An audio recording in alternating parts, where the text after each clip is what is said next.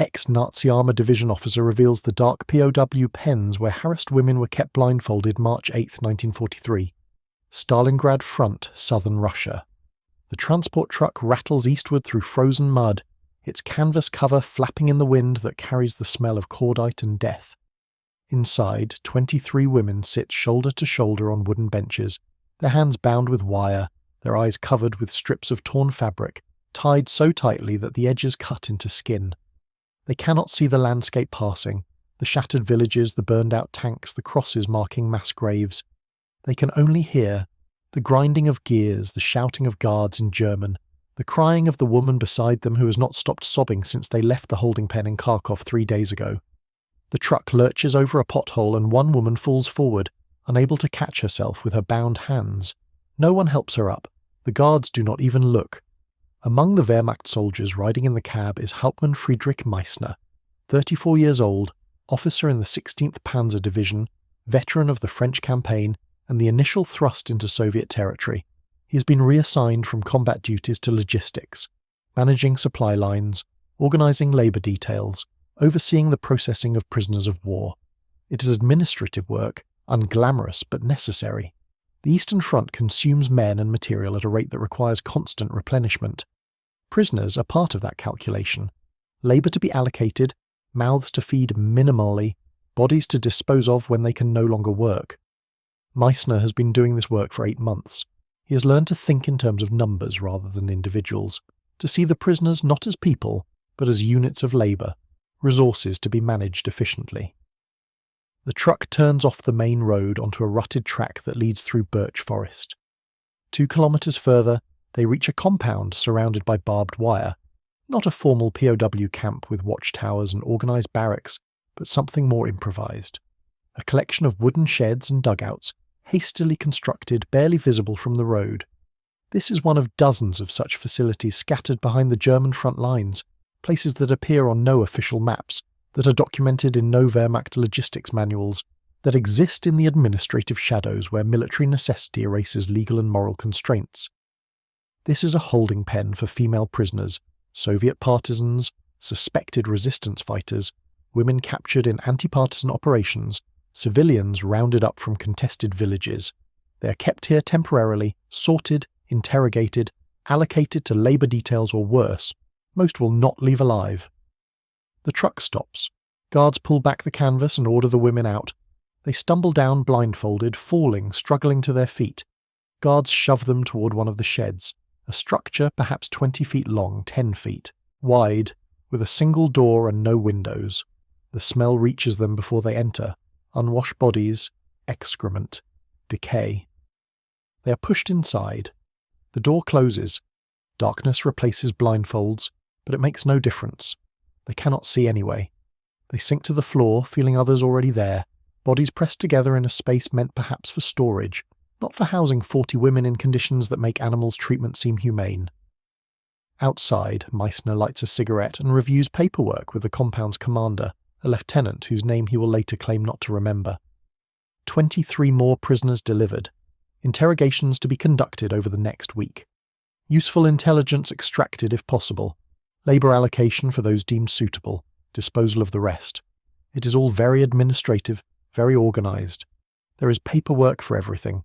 Transport logs, prison accounts, interrogation schedules, death certificates when required. The Wehrmacht prides itself on proper documentation, on maintaining records even of atrocities, on conducting war crimes with bureaucratic precision.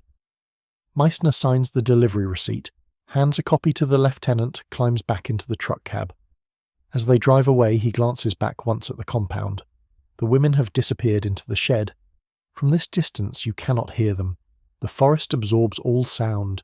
It is as if they have ceased to exist.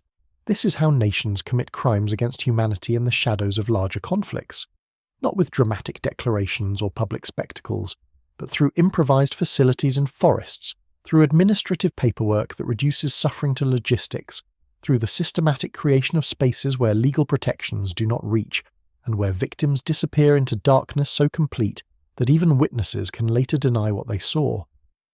This is how the Wehrmacht, the regular German military, not the SS, not the special units, participated in the brutalization of occupied populations, creating a network of informal detention facilities where women were held in conditions that violated every principle of the Geneva Conventions, where sexual violence and exploitation were routine, where death was common, and documentation was deliberately minimal.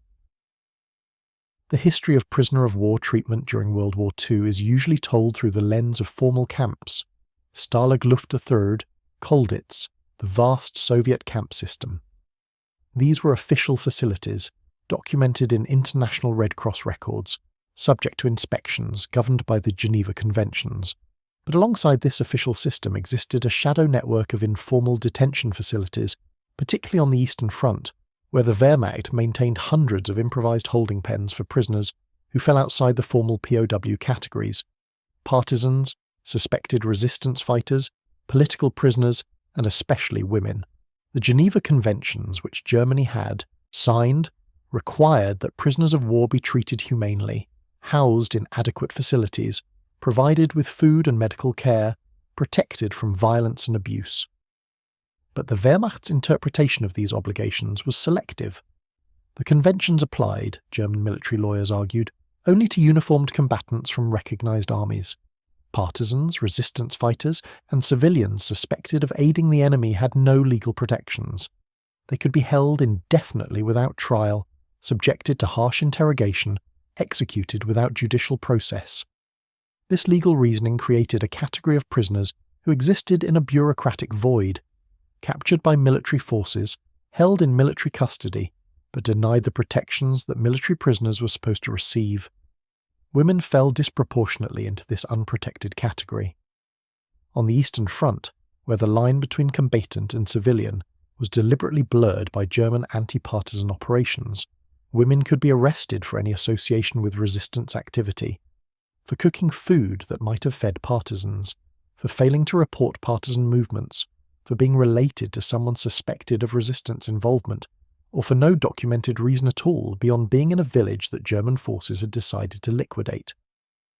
Once arrested, these women disappeared into the shadow detention system, held in facilities like the one outside Stalingrad, places that existed off the books, that were documented only in fragmentary records, that could be and often were simply abandoned when German forces retreated, leaving no trace of what had occurred there.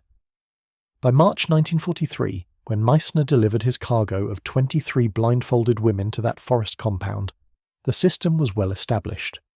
Wehrmacht logistics officers maintained a network of such facilities across occupied Soviet territory, small holding pens that served as temporary detention centres, interrogation sites, and sources of forced labour.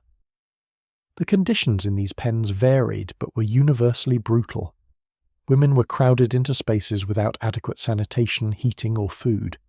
They were kept blindfolded for days or weeks, both to disorient them and to prevent them from identifying their location or their captors.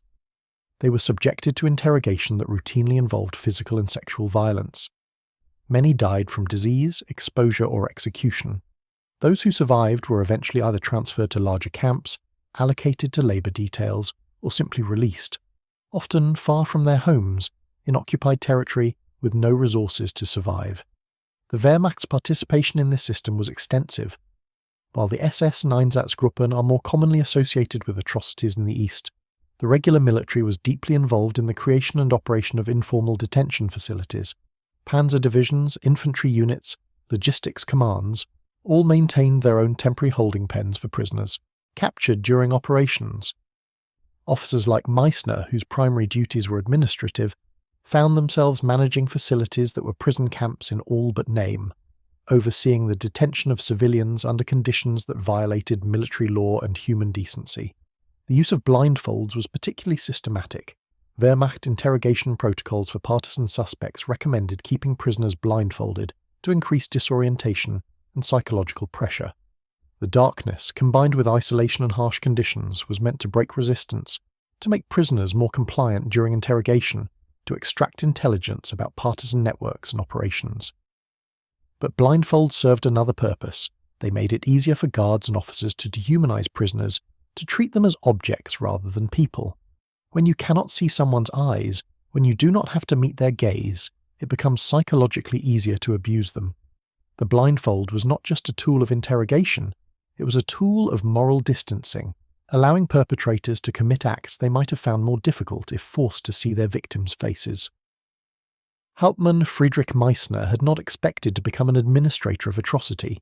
When he joined the Wehrmacht in 1935, he imagined himself as a combat officer, leading men in battle, serving Germany with honour. He came from a military family. His father had served in the First World War, had been decorated for bravery, had passed on to his son a sense of duty and tradition.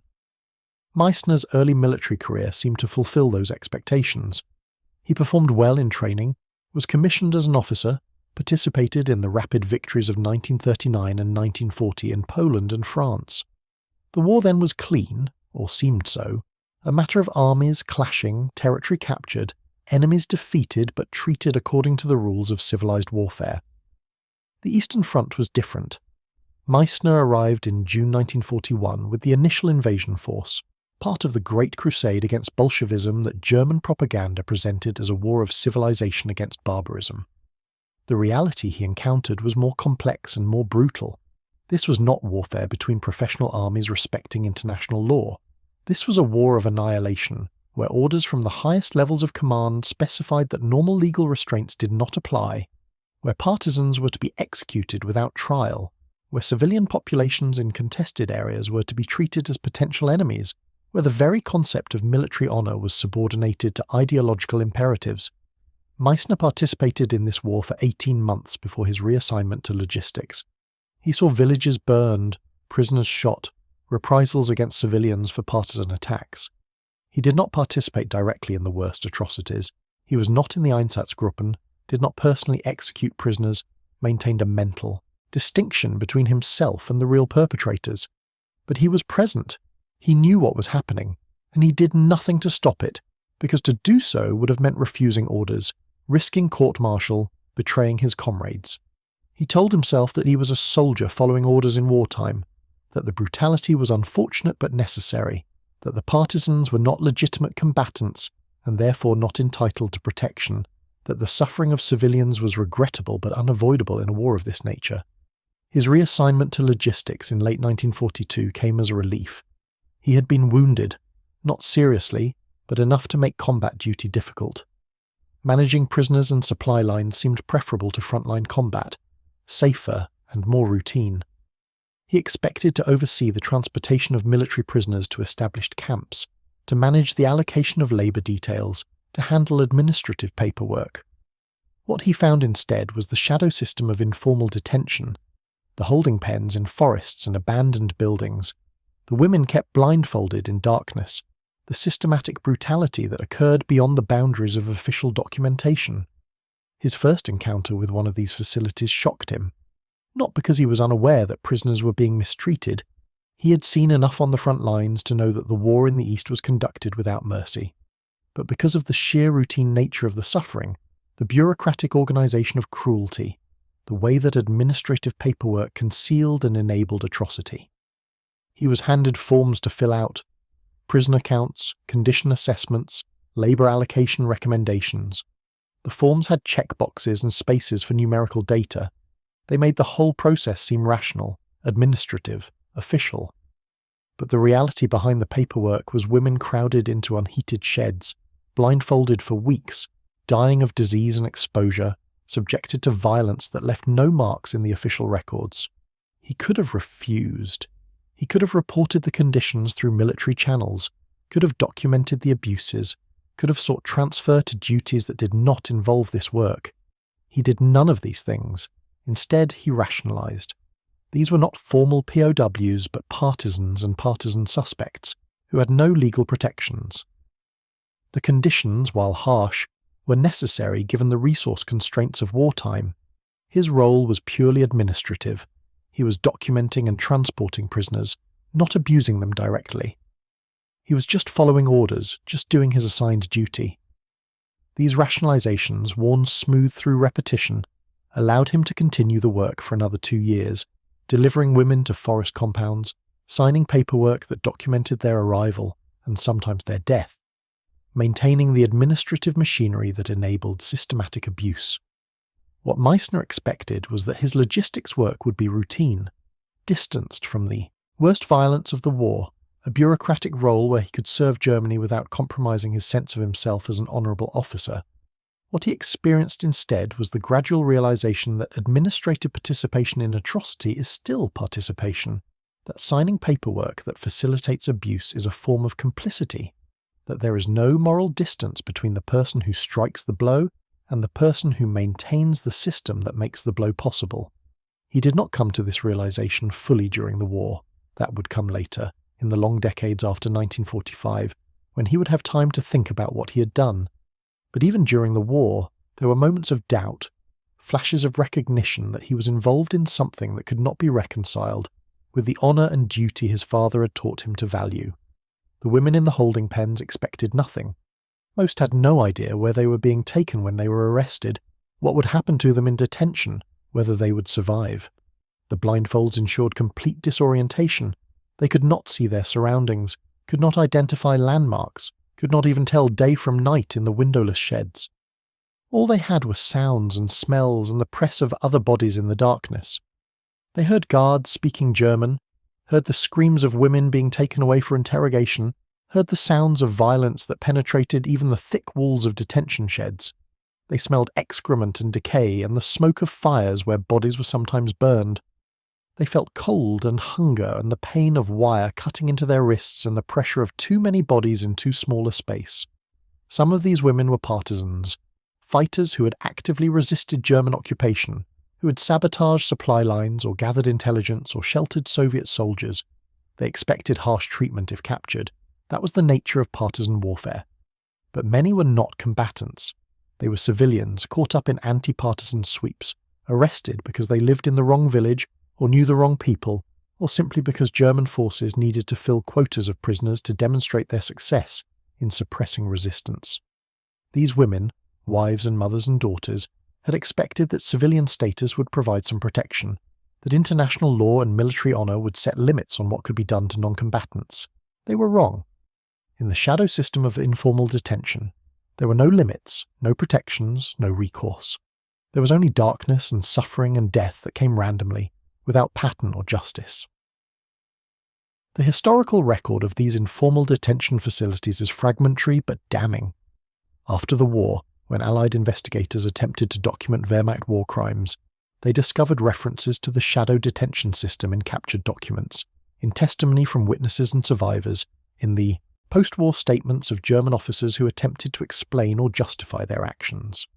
The picture that emerged was of a vast network of improvised prisons scattered across occupied territory, particularly in the Soviet Union, where women were held in conditions that violated every standard of humane treatment. Soviet investigations after the liberation of occupied territories discovered dozens of sites where such facilities had operated.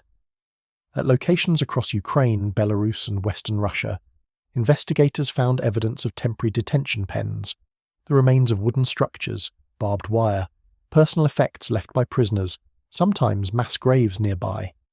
Survivors were located and interviewed, their testimony documenting conditions in the pens, the blindfolds kept in place for weeks, the lack of food and sanitation, the routine violence, the deaths from disease and exposure.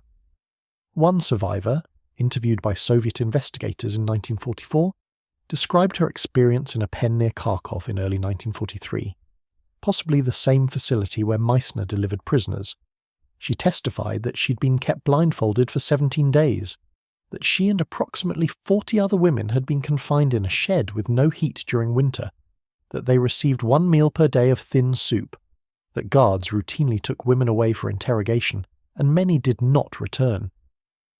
She survived because German forces abandoned the facility during a Soviet offensive, leaving prisoners locked in the sheds. Local civilians found them days later, 12 women still alive out of more than 40 who had been held there. Wehrmacht documents captured after the war included fragmentary references to these facilities. Logistics reports mentioned temporary holding facilities for partisan suspects. Transport orders referenced the movement of female security prisoners to unnamed locations. Interrogation summaries noted information extracted from subjects held at Forward Detention Pen 17B. These bureaucratic references, scattered through thousands of pages of captured documents, confirmed what survivors had testified. that the Wehrmacht maintained a systematic network of informal detention facilities where legal protections did not apply and where abuse was routine. The use of blindfolds appears repeatedly in survivor testimony and documentary evidence. Wehrmacht interrogation manuals from the period recommended sensory deprivation as a technique for breaking resistance in partisan suspects. Blindfolds, combined with isolation and darkness, served this purpose. But testimony from survivors makes clear that blindfolds were not used only during interrogation. Women were kept blindfolded during transport, during detention, sometimes for weeks or months.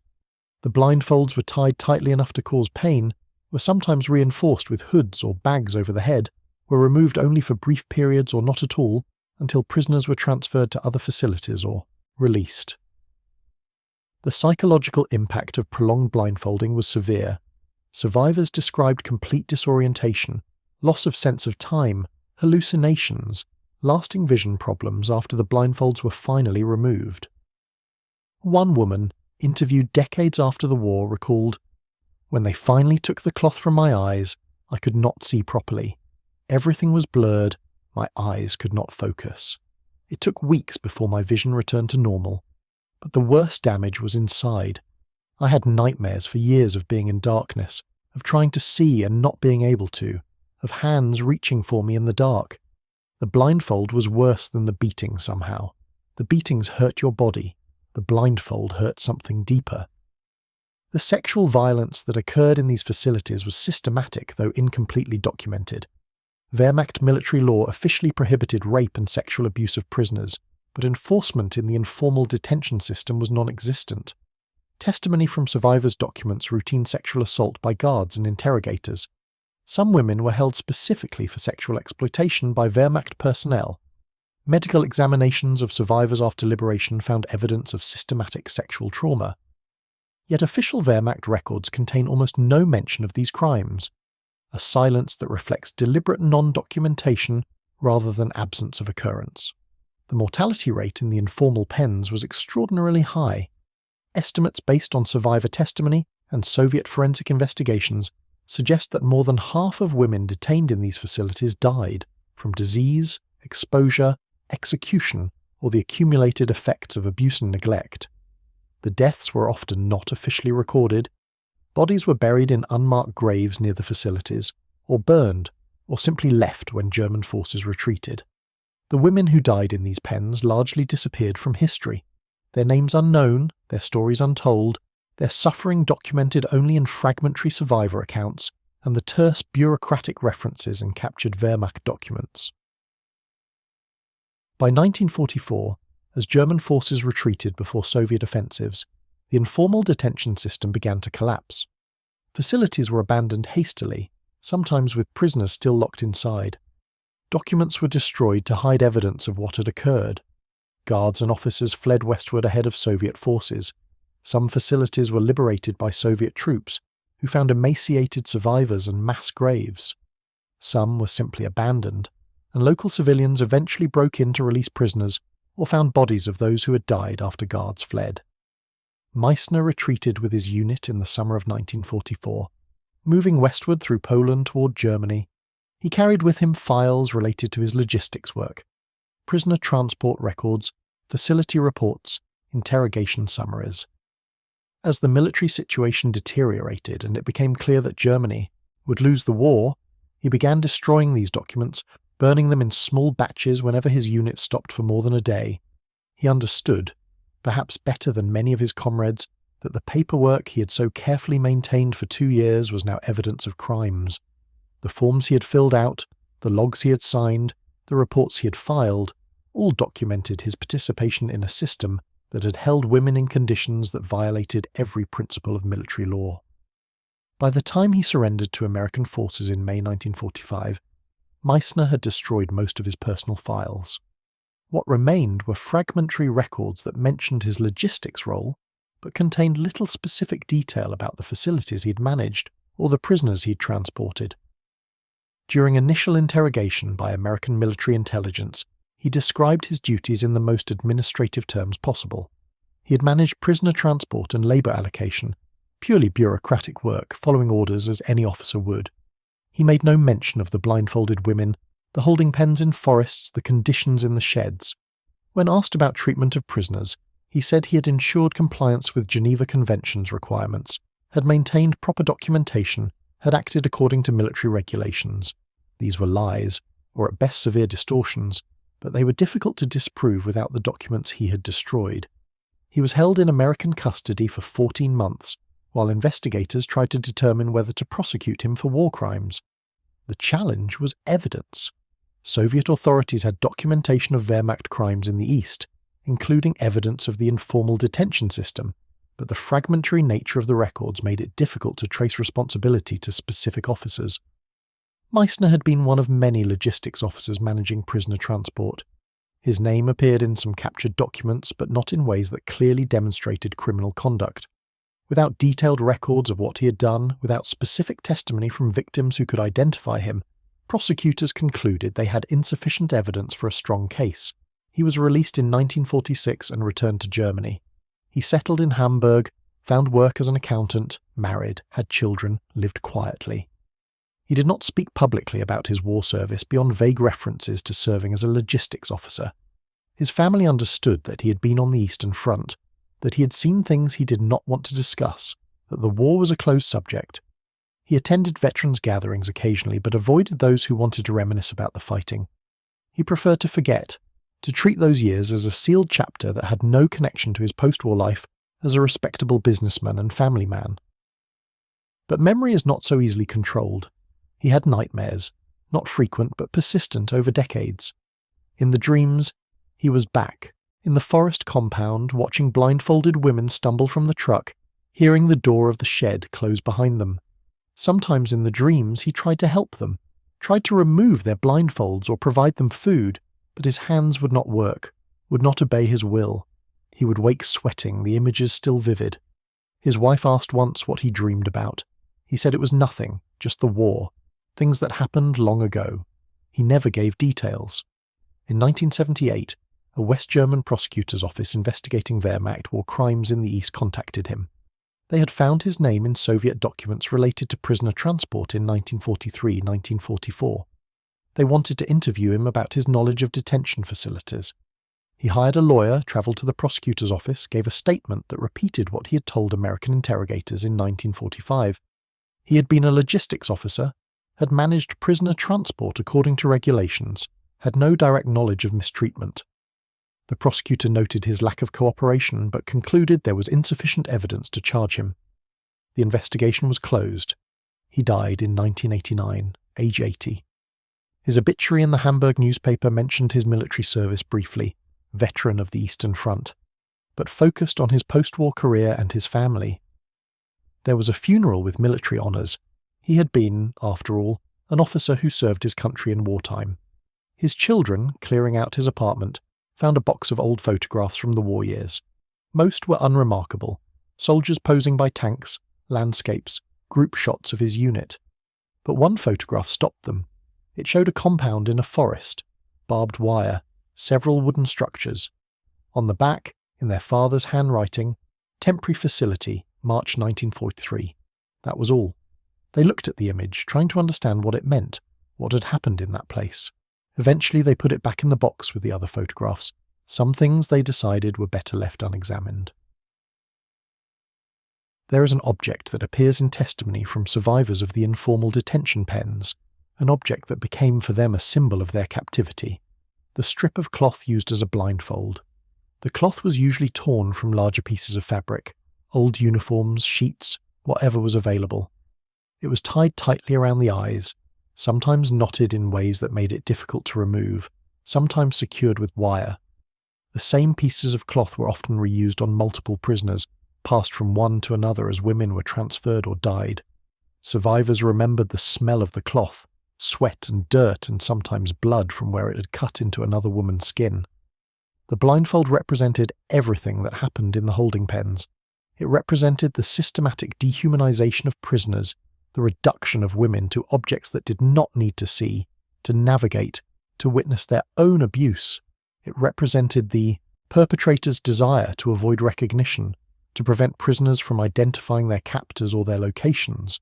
It represented power, the absolute control that guards and officers exercised over prisoners' most basic sensory experience.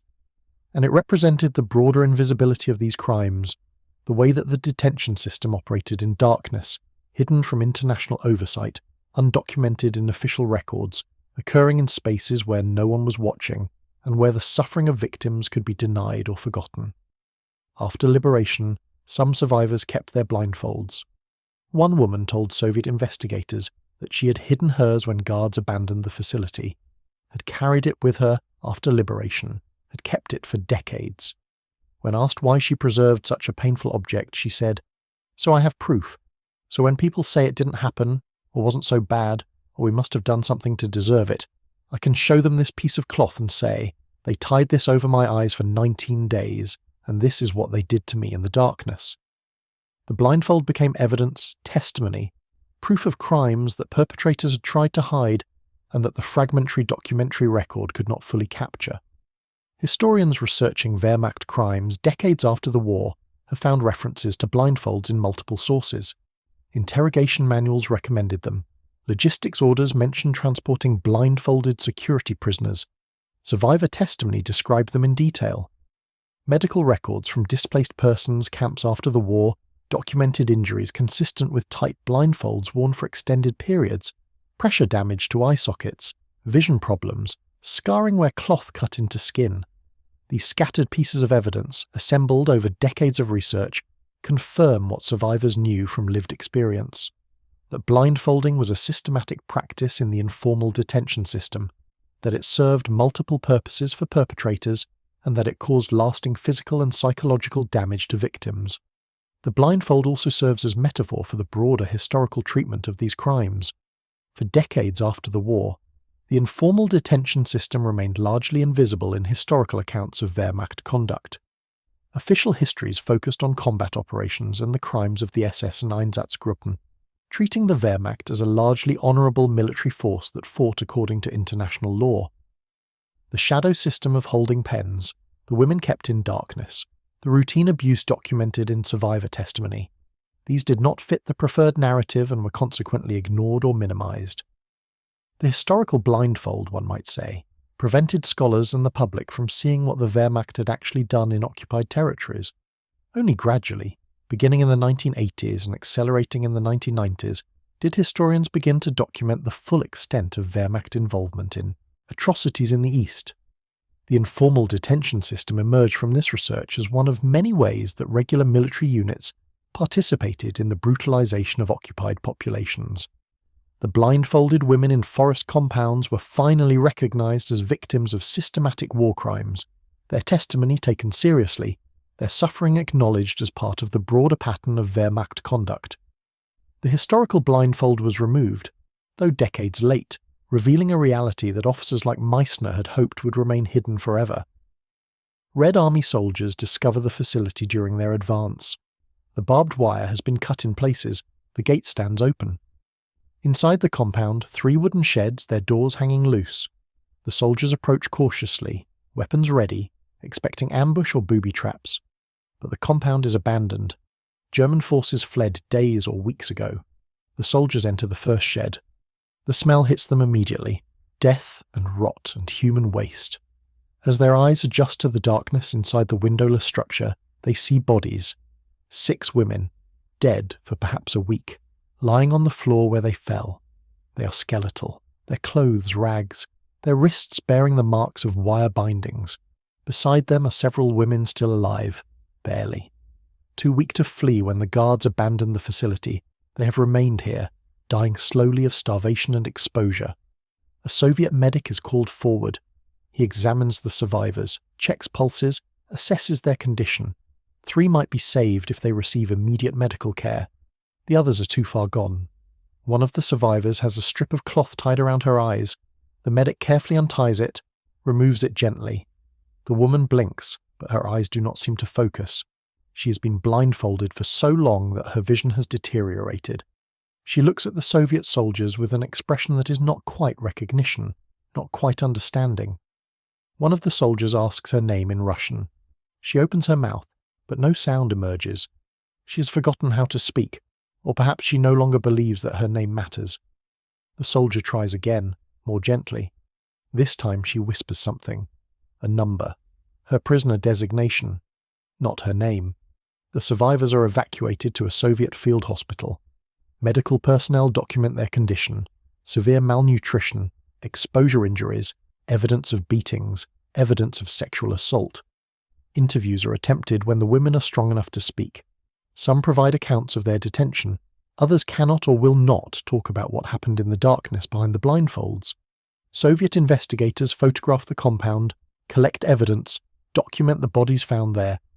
The reports join thousands of similar reports from hundreds of sites across liberated territories, a vast archive of Wehrmacht crimes that will be used in war crimes, investigations and trials.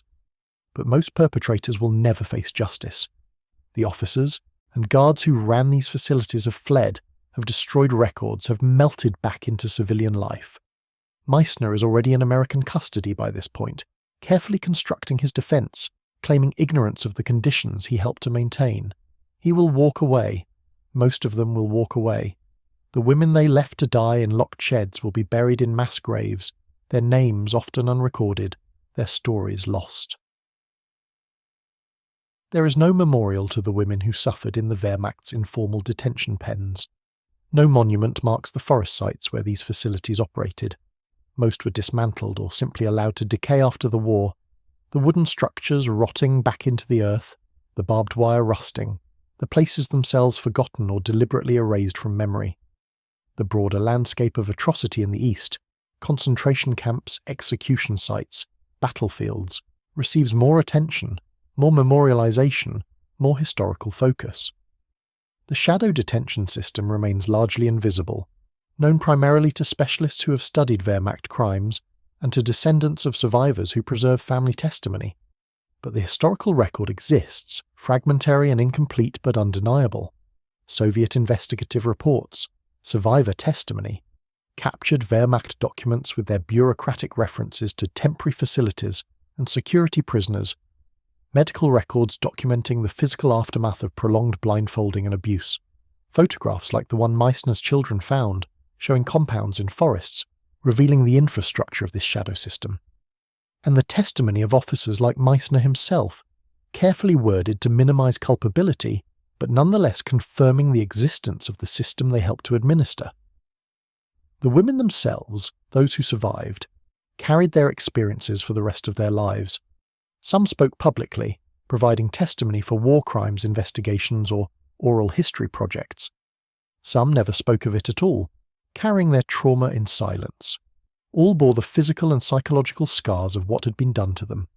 Vision problems from prolonged blindfolding, chronic health issues from malnutrition and exposure, post-traumatic stress from sustained abuse, the deep existential wound of having been treated not as human beings, but as objects to be used and discarded. One survivor, interviewed in the 1990s when she was in her 70s, was asked what she most wanted people to understand about her experience in the detention pen. She thought for a long time before answering. Then she said, "They kept us in darkness. Not just the blindfolds, but everything. The place was secret. Our suffering was hidden. They wanted no one to know we existed or what they did to us. After liberation, I wanted to scream about it, to make the whole world know." But for a long time, no one wanted to hear.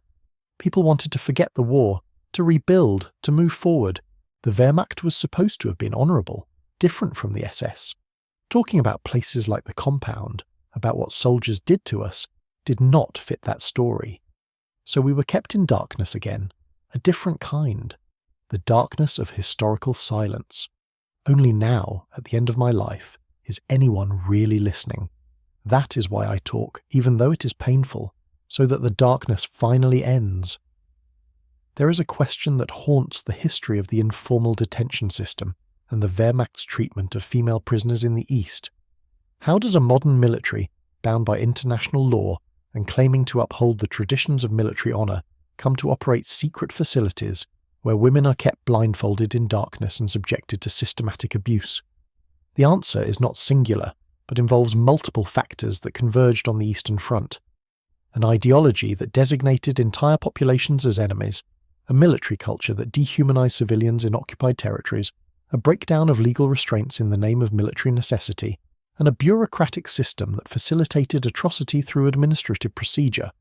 The blindfold serves as the perfect symbol for this system.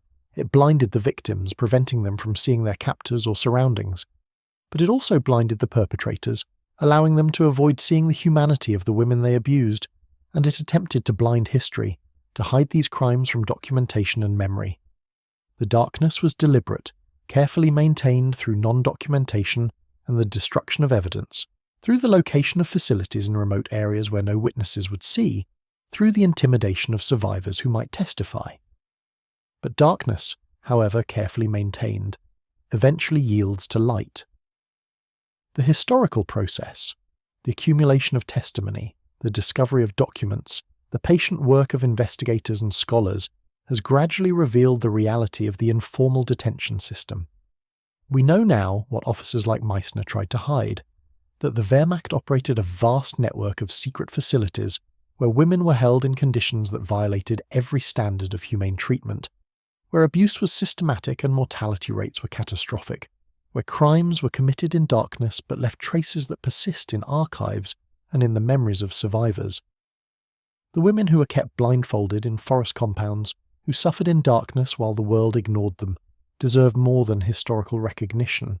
They deserve acknowledgement that what happened to them was not an unfortunate side effect of war, but a deliberate system of abuse enabled by military structures and implemented by officers who knew that they were violating the laws and norms they claimed to uphold. They deserve recognition that survival itself was a form of resistance, that remaining human under conditions designed to destroy humanity, that preserving memory of what happened, despite efforts to enforce forgetting, that speaking truth about the darkness despite pressures to remain silent, were all acts of profound courage. The men who administered this system, who transported blindfolded women to forest compounds, who signed paperwork that documented their detention, who maintained the bureaucratic machinery that facilitated systematic abuse, cannot claim ignorance or mere obedience to orders. Meissner knew what happened in the facilities he managed. He saw the conditions, he signed the forms, he chose not to object, not to document the abuses through official channels, not to refuse participation. These were choices, not inevitabilities. Other officers, however few, did object, did seek transfers, did leave records critical of what they were being asked to do. Meissner made different choices and then spent the rest of his life trying to forget or deny what those choices had facilitated. The informal detention system represents one of many ways that the Holocaust and the broader Nazi project of racial war were facilitated by ordinary military and bureaucratic structures. The Wehrmacht was not a bystander to genocide but a participant, creating the infrastructure of atrocity, providing the personnel to staff detention facilities, maintaining the administrative systems that processed victims. The blindfolded women in sheds behind the front lines were as much victims of the Nazi regime as those murdered in concentration camps, and the officers who managed their detention were as much perpetrators as camp guards and SS executioners. In the end, the darkness failed. The blindfolds were removed, some during the war when facilities were liberated, some metaphorically decades later, when historical research finally illuminated this shadow system. The women survived, in memory if not always in body. Their testimony persisted despite efforts to suppress it. The documentary evidence survived despite the destruction of files. The truth emerged despite decades of denial and minimization. Light, as it turns out, is more persistent than darkness. Memory is stronger than forgetting. And the voices of women who speak truth about their suffering cannot be permanently silenced, even when powerful forces wish they would disappear into the darkness where they once were kept. The strip of cloth, the blindfold saved by survivors as evidence, as testimony, as proof of crimes, stands as a symbol of this ultimate failure of concealment. It was meant to hide, to obscure, to prevent seeing and being seen.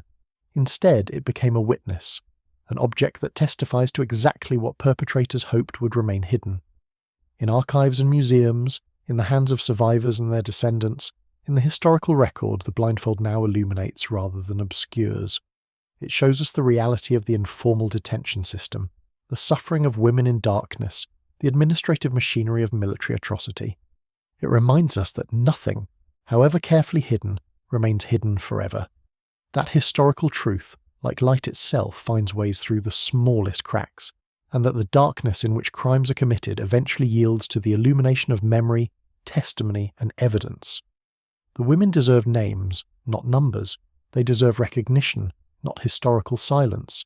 They deserve acknowledgement that what happened to them in forest compounds behind the Eastern Front was not peripheral to the war, but central to understanding how modern militaries can participate in systematic atrocity. Their suffering was not random or chaotic, but deliberately organised, bureaucratically administered, carefully hidden. And their survival, physical or in memory, represents the failure of that system of darkness to permanently erase the victims it tried to make invisible. They were meant to disappear. They did not, and that persistence, that refusal to vanish into the darkness where they were kept, is perhaps the most powerful testament to human resilience in the face of systematic dehumanization.